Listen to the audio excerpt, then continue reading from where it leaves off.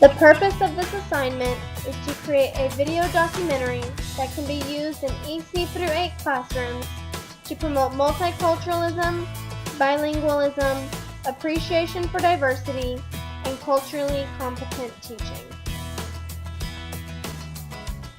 Promoting a culturally responsive learning environment. A primary goal of culturally responsive education is to help all students become respectful of the multitudes of cultures and people that they'll interact with in their lifetime. Many students are usually comfortable interacting with people, behaviors, and ideas that are familiar to them, but react with fear and apprehension when faced with the unfamiliar. Therefore, culturally responsive instruction aims to teach students that differences in point of view and culture are to be cherished and appreciated rather than judged and feared.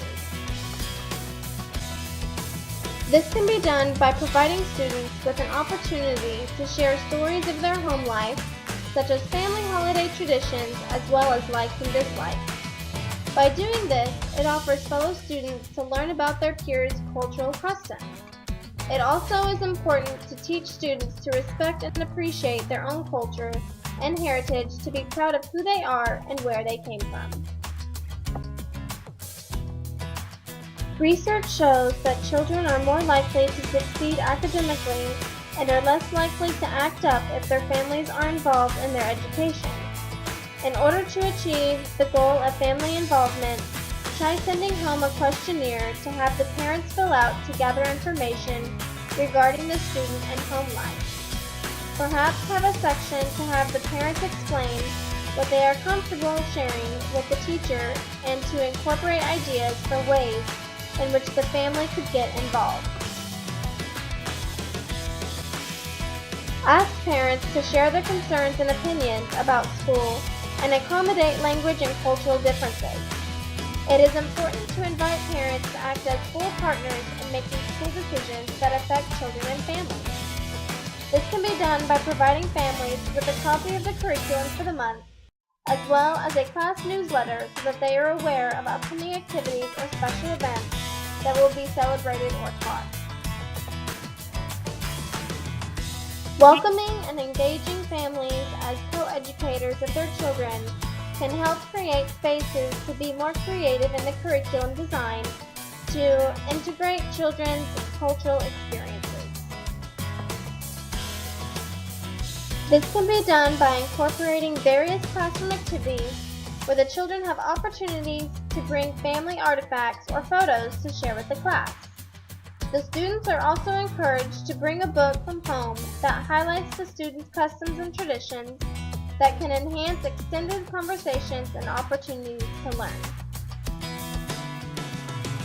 A culturally responsive environment can help students have a sense of belonging and emotional safety, making them feel more comfortable in the classroom. The challenge for educators is to provide materials and ideas that reflect the cultures of the children and the community as a whole, while also eliminating stereotypic and inaccurate materials from daily use. Some materials that can reflect the cultures of the children is to ask them to bring pictures of important people or social leaders in the students' lives or community. Including culturally relevant books in the classroom library can also be a useful tool to promote a culturally responsive learning environment. Posting quotes or posters of famous people from various cultures can also be encouraging to learners. Another idea is to post signs in multiple languages that are spoken by the students and family members, which can give a sense of formality, as well as teaching their peers the many different cultures of their classmates. Promoting a socially responsive learning environment in the classroom. As students progress through school, negative stereotypes can arise and can cause some students to worry that they should conform to the academic and intellectual inferiority suspected by such stereotypes. These worries can hinder the learner's test performance, motivation, and overall learning experience. It is important for educators to eliminate these assumptions in order for their students to succeed and reach their fullest potential. Students tend to learn best when they feel they are a part of a community and accepted by their peers while their individuality is encouraged. Ways to establish classroom harmony is to promote respect for others and open communication between the students, teachers, and family members, as well as to incorporate an authentic, positive reinforcement routine to get classmates to work together. Promoting harmony and understanding in the classroom helps build confidence and self-esteem in learners, which in turn creates a positive learning environment where bullying is discouraged and students watch out for each other. Where there is harmony and understanding, conflicts can be resolved quicker, and students are able to gain positive social skills, which carry over into valuable real-life situations. One of the primary problems facing teachers and educators today is combating racism in the classroom. This is especially difficult in today's day and age, where racism ideas are seen just about everywhere, from the streets to the home life of our students. There are many ways of making the classroom a place of acceptance and of multiracial celebration. Cultural factors influence a student's responses, such as how receptive he or she is to group learning strategies. Therefore, it is important to teach students how to recognize behavior that may reinforce racism and how to fight against it. This can be done by studying the stories of famous people who have fought against discrimination in the past and present, as well as introducing as much cultural diversity as possible into the curriculum.